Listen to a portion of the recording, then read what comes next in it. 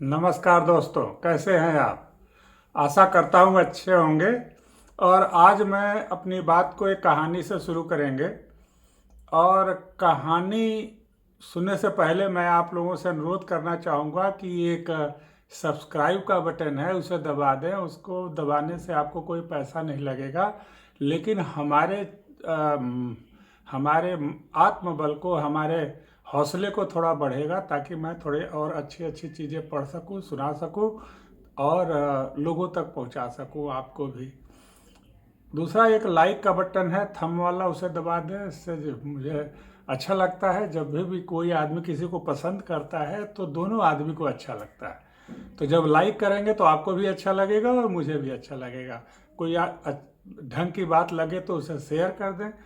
और कोई अच्छी बात जो आप चाहते हैं, जो आपके मन में कोई विचार है, वो हमें दें। क्योंकि एक्चुअली ह्यूमैनिटी थॉट्स के लेन देन का ही नाम है, यानी विचारों का लेन देन ही हमारी मानवता के विकास का साधन है। तो आप अगर थोड़ा सा कुछ लिखेंगे तो उसे मैं पढ़ूंगा और फिर हमारे और आपके विचार का लेन देन होगा, उससे और बेहतर चीज़ बनेगी। तो आइए उस कहानी पे चलते हैं जिसके बारे में आज मैं आपसे बातचीत करने जा रहा हूँ। एक बार दो दोस्त थे, और वैसे ये कहानी है, इसे कहानी की तरह ही लीजिएगा। और इसमें कोई कंटेंट हो तो उसे भी कुछ सोचिएगा। और अगर इसमें कोई ऐसी चीज़ हो जो आपके बच्चे लोगों को फ़ायदा दे सके, आपके परिवार के लोगों को फ़ायदा दे सके, आपके समाज को फ़ायदा दे सके, तो कहीं ना कहीं कुछ लोगों को शेयर करिएगा, ताकि वो चीज़ उन तक पहुंच सके और जीवन में बेहतरी आए। क्योंकि हम लोग मिलजुल कर एक दूसरे का जीवन बेहतर करने का प्रयास ही एक्चुअली ईश्वर का हमारे लिए आदेश है कि हम एक दूसरे को मदद करें, एक दूसरे की जीवन बेहतर बनाएं। यह ईश्वर की चाहत है और इसको हमको आगे बढ़ाना चाहिए। तो आइए उस कहानी पे चलते हैं। एक बार दो दोस्त थे और दोनों दोस्त बहुत गहरे दोस्त थे। जैसे कहते हैं ना, लंगोटिया जैसी जो बात होती है, उस तरह के दोस्त थे।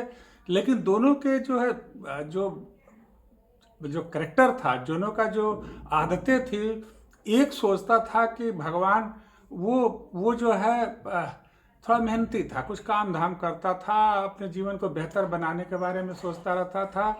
दूसरा जो था, वह जो है था, वो आलसी आदमी था, और उस आलस की वजह से वो पड़ा रहता था। जैसे देखते हैं ना, कई बार एक ही घर में एक आदमी खूब पढ़ाई कर रहा है बच्चा, और एक आदमी खूब सो रहा है, यानी कि एक आलसी व्यक्ति और एक कर्मठ व्यक्ति दोनों थे। अब दोनों एक बार कार में जा रहे थे कहीं, और कार का एक्सीडेंट हो गया और दोनों ईश्वर के पास पहुंच गए। अब इसको कहानी की तरह लीजिएगा, इसको गंभीरता से नहीं लीजिएगा। तो दोनों ईश्वर के पास पहुंचे। अब दोनों तो अभी अपने कर्म क्षेत्र में ही थे, अभी जवानी में ही थे, लेकिन जब ऊपर पहुंचे तो भगवान के पास पहुंचे। तो भगवान के सामने जब हासिल हुए तो उनका पुनर्जन्म की बात आई कि, तो भगवान ने पूछा कि देखो, आप लोगों ने तो ये किया, आपने तो बहुत आलसी किया, लेकिन चलो हम आपको एक और जन्म देते हैं, और जन्म में आप क्या बनना चाहोगे ये हमें बता दो। हम उसी तरह से आपका कैरेक्टर डिसाइड करके आपको भेजेंगे, ताकि आप जाकर उसी तरह की जीवन जी सकें। तो एक आदमी जो एक था, जो थोड़ा सा अपने काम धाम में अच्छा कर रहा था, उसने कहा, भगवान हमको इस तरह से बनाओ, हमको इतना समृद्ध बनाओ, हमको इस तरह से बनाओ कि मैं मेरे दरवाजे पे जो भी आए उसकी झोली में भरकर वापस करूं, उसके जीवन को खुश करूं, पैसे से खुश कर सकूं, उनसे बातचीत करके उनको खुश कर सकूं, मुस्कुराहट से खुश कर सकूं, उनको प्रेरित कर सकूं, और दुनिया में जो भी मेरे पास आए, मेरे से पैसे और चाहे जिस भी मामले में, उसकी झोली भर के मैं उसको वापस करूं, ताकि उसका जीवन बेहतर हो सके। इसकी बात हो गई। उसने कहा तथास्तु। भगवान ने कहा कि तथास्तु। दूसरे से पूछा कि तुम नीचे जाकर क्या करोगे। तो चूंकि वो आलसी आदमी था, तो उसने कहा भगवान जी से, देखो भगवान जी, ये इसके चक्कर में मैं नहीं पड़ने वाला।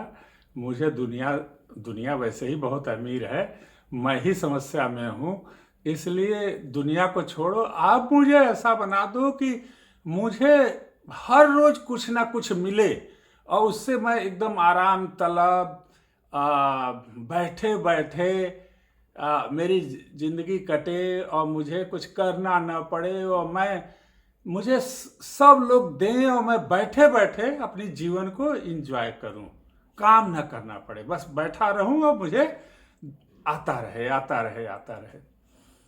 भगवान ने कहा तथास्तु, क्योंकि भगवान केवल यही कर सकते हैं, आपकी इच्छाओं को तथास्तु कर सकते हैं और जैसा आपकी इच्छाएं हैं वो तथास्तु करेंगे और आपके जीवन में घटित हो जाएगा।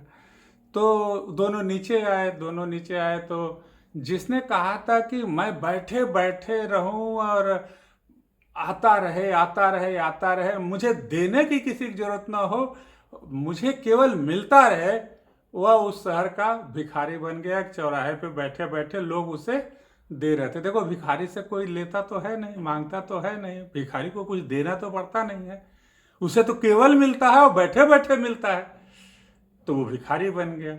और जो ये सोचा था या जो मांगा था कि हम लोगों को दें, हम लोगों को बढ़ाएं, हम लोगों को खुशियां दें, हम लोगों को पैसे दें, उनकी झोलियां भरे, चाहे जिस चीज से भर सके उसका जीवन बेहतर बनाए, तो भगवान उसको उस शहर का सबसे परोपकारी और अमीर आदमी बना दिया, ताकि वह हमेशा अपने धन से लोगों को परोपकार करता था, देता था और अच्छा काम करता था। और इस तरह से भगवान ने दो तरह के कैरेक्टर डिसाइड कर लिए।